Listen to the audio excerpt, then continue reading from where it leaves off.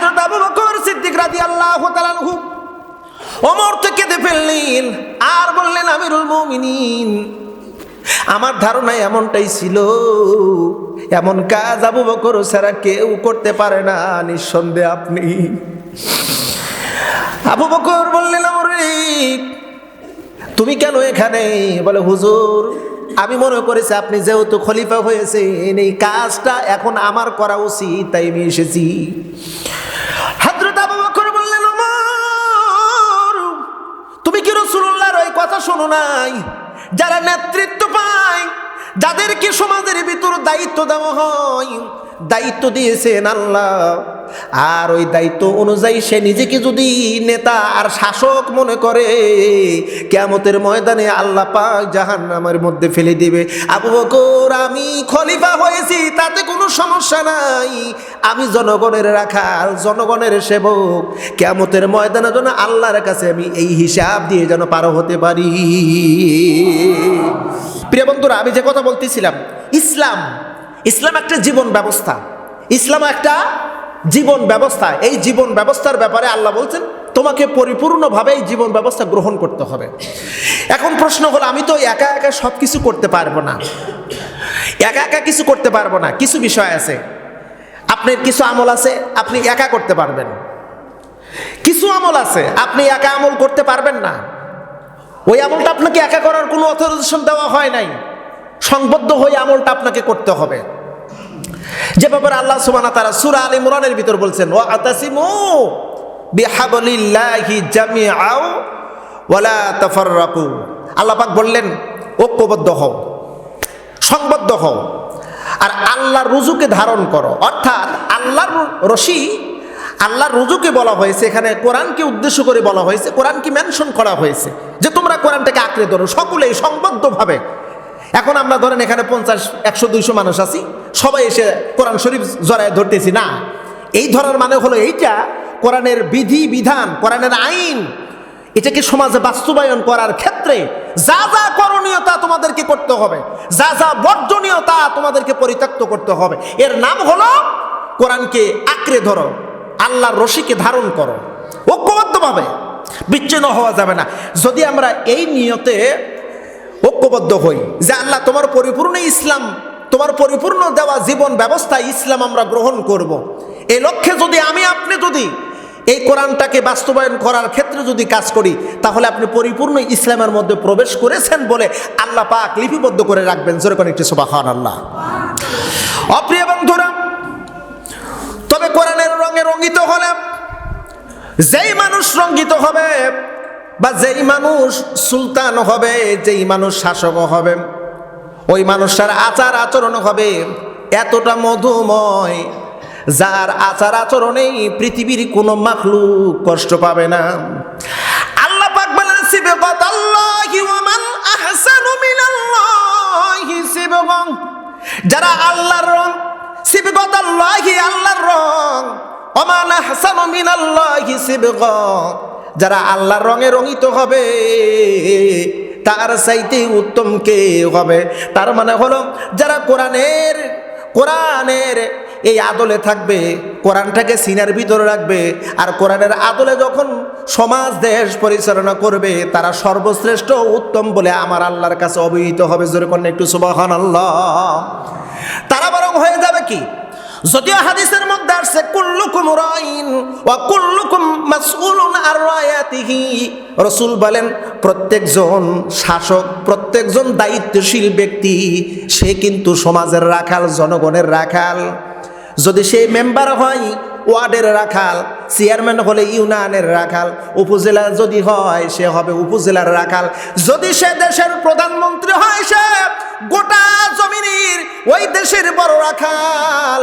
আল্লাহ রসুল বলেন প্রত্যেকজন রাখালকে কিয়ামতের ময়দানে তার অধীনস্থ ব্যক্তির ব্যাপারে জিজ্ঞাসাবাদ করা হবে। প্রত্যেক ব্যক্তিকে জিজ্ঞেস করা হবে, একজনও ছাড় পাবে। অপ্রিয় বন্ধু, ছোট্ট একটা স্টোরি বলবো। হযরত আবু বকর সিদ্দিক রাদিয়াল্লাহু তাআলা আনহু যখন খলিফা হলেন, খলিফা হওয়ার পূর্বে তার কিছু দায়িত্ব ছিল, কাজ ছিল, তিনি এই কাজগুলো প্রতিনিয়ত করতেন। আবু বকর সিদ্দিক রাদিয়াল্লাহু তাআলা আনহু আনহু খলিফা হওয়ার পরে হযরত ওমর রাদিয়াল্লাহু তাআলা আনহু নিজে নিজে একা একা চিন্তা করলেন। আবু বকর সিদ্দিক রাদিয়াল্লাহু তাআলা আনহু কিছু কাজ করেছেন, যেই কাজগুলো ছিল তার ব্যক্তিগত কাজ। যেহেতু তিনি খলিফা, যেহেতু তিনি প্রতিনিধি, অতএব সেই কাজগুলো তার দ্বারা করা সম্ভব নয়। এই কাজগুলো এখন আমার করা উচিত। হযরত আবু বকরের কাজ হযরত ওমর করবেন, কিতাব প্রমাণ করেছি। হযরত আবু বকর সিদ্দিক রাদিয়াল্লাহু তাআলা আনহু মদিনার একজন অন্ধ মহিলার সেবা যত্ন করতেন, তার কাপড় চোপড় ধুয়ে দিতেন, খাবার রান্না করে দিতেন। হযরত ওমর রাদিয়াল্লাহু তাআলা আনহু চিন্তা করলেন, আমি আগামীকাল থেকে ওই বৃদ্ধা মহিলার, অন্ধ মহিলার কাজগুলো আমি নিজে করব। এই নিয়তে পরের দিন সকালবেলা চলে গেলেন অন্ধ মহিলার বাড়িতে। দরজায় নক দিলেন, ভিতরে মহিলা ছিল। মহিলাটি বলল, কে? হযরত ওমর বললেন, আমি ওমর এসেছি। মহিলাটি বলল, ওমর কেন এসেছেন আমার বাসায়? ওমর বললেন, ওগো আল্লাহর বান্দি, আমি আপনার কিছু কাজ করতে চাই, যেমন আপনার খাবার দাবার তৈরি করা, পোশাক পরিচয় ধৌত করা, এগুলো আমি করতে চাই। এই জন্য আমি এসেছি। যেহেতু আপনার কাজগুলো হযরত আবু বকর করত, কারণ আবু বকর এখন খলিফা, আমি নিজে ওই কাজগুলো নিজের দায়িত্ব করতে চাচ্ছি। আল্লাহর বান্দি মহিলা বলল, আমার কে যেন গভীর রাত্রিতে এসে আমার কাজগুলো করে দিয়েছে। অন্ধ মহিলা বলল, তুমি কি জিজ্ঞাসাবাদ করো নাই? বলে, না না, আমি জিজ্ঞাসাবাদ করি নাই। ঠিক আছে ওমর, আগামীকাল তুমি এসো, আজকের কাজ আমার পরিপূর্ণ হয়ে গেছে। পরের দিন হযরত ওমর রাদিয়াল্লাহু তাআলা আনহু আবার আসলেন মহিলার বাড়িতে। ঠিক একই কায়দায় মহিলা জবাব দেয়, ওমর কে যেন এসে আমার কাজগুলো করে দিয়ে গেছে, আজকে আসার প্রয়োজন নাই, আর আজকে কোনো কাজের প্রয়োজন নাই। হযরত ওমর রাদিয়াল্লাহু তাআলা আনহু মহিলার কাছ থেকে বিদায় হয়ে পরের দিন আসবেন। চিন্তা করলেন, কে এমন ব্যক্তি হতে পারে যেই কাজ হযরত আবু বকর করতেন, এই কাজ মদিনার মধ্যে কে আছে এই কাজগুলো করে দেয়। হযরত ওমর রাদিয়াল্লাহু তাআলা আনহু বাসায় না গিয়া রাত গভীর হওয়ার পূর্বেই, সন্ধ্যা রাত্রিতেই এই বৃদ্ধা মহিলার বাড়ির কোণে বসে রয়েছে আড়ালে, কে আসে তার সন্ধান নেওয়ার জন্য। দেখা গেল মধ্যরাত্রির দিকে চাদর আবৃত্তি করে একজন মানুষ আসলো, দরজায় নক করলো, দরজাটা খুলে দেওয়া হলো। ভিতরে ঢুকলেন। এই অন্ধ মহিলার কিছু কাপড় ছিল, সেই কাপড়গুলো বের করলো, ধৌত করলো। এরপরে কিছু খাবার তৈরি করে ঘরের মধ্যে দিয়ে বের হবে। হযরত ওমর চাদর আবৃত্তি পরা লোকটির হাত ধরে ফেললো। চাদর আবৃত্তি পরা লোকটার হাত ধরে ফেলেছে হযরত ওমর রাদিয়াল্লাহু তাআলা আনহু। হাত ধরে মুখ থেকে চাদর খুলে দেখি হযরত আবু বকর সিদ্দিক রাদিয়াল্লাহু তাআলা আনহু। ওমর তো কেঁদে ফেললেন আর বললেন, আমিরুল মুমিনিন, আমার ধারণা এমনটাই ছিল, এমন কাজ আবু বকর ছাড়া কেউ করতে পারে না, নিঃসন্দেহে আপনি। আবু বকর বললেন, তুমি কেন এখানে? বলে, হুজুর, আমি মনে করেছি আপনি যেহেতু খলিফা হয়েছেন, এই কাজটা এখন আমার করা উচিত, তাই আমি এসেছি। হযরত আবু বকর বললেন, ওমর, তুমি কি রাসূলুল্লাহর ওই কথা শোনো নাই?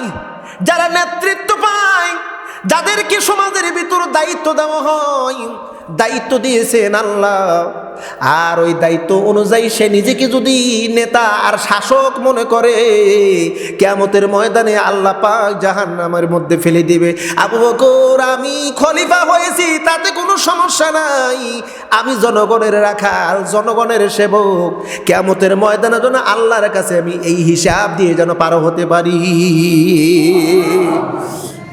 কোরআনের আদলে যারা তৈরি হবে তাদের অবস্থা এমন হবে, কোটি কোটি টাকা দুর্নীতি করবে না, এবারে টাকা চুরি করবে, ওপারে গিয়ে বেগম পাড়ায় বাড়ি করবে, এমনটি হওয়ার কোনো সুযোগ থাকবে না।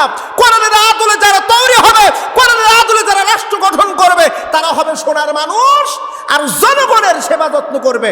মানুষ মনে করবে আমরা জান্নাতের মধ্যে আছি। আল্লাহ সুবহানাহু ওয়া তাআলা তৌফিক দান করুন, বলুন আমিন।